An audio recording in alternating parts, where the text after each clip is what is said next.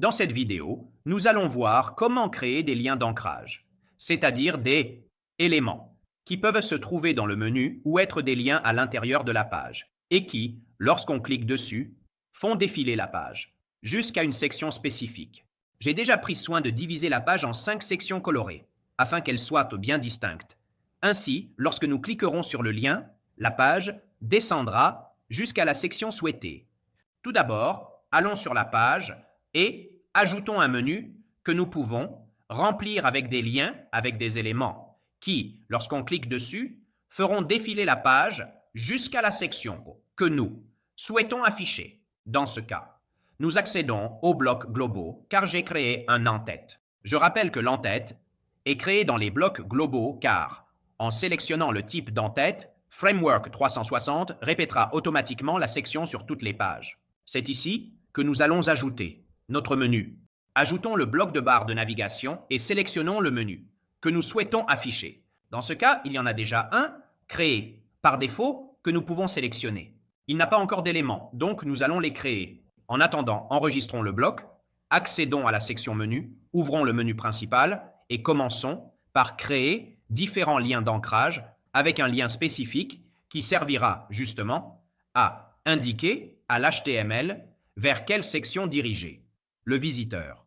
Par exemple, ici, nous pouvons créer section 1 et ensuite, dans cet élément, à la place du lien, nous mettons un dièse suivi de section 1.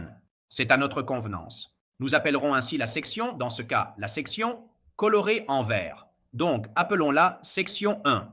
Faisons la même chose pour les autres sections, toujours avec le dièse.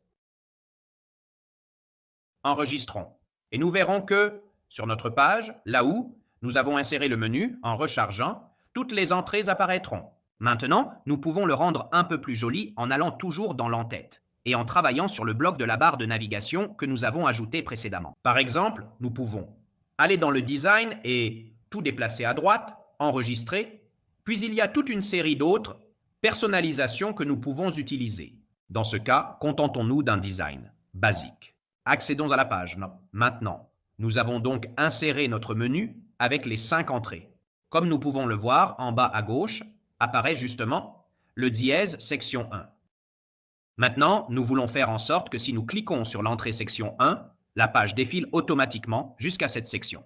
Pour ce faire, allons à l'intérieur de la page. Cliquons sur la ligne.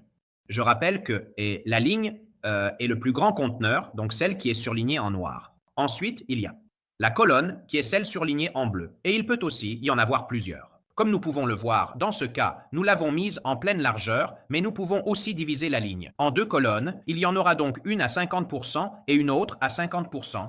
Mais cela ne nous est pas utile pour l'instant. Et enfin, comme une poupée russe, à l'intérieur, nous trouvons le bloc. Dans ce cas, le bloc de titre appelé section 1. Je veux créer une encre qui, lorsqu'on clique dessus, ramène au début de la ligne. Nous devons donc travailler sur la ligne, ni sur les colonnes, ni sur le bloc, mais bien sur la ligne.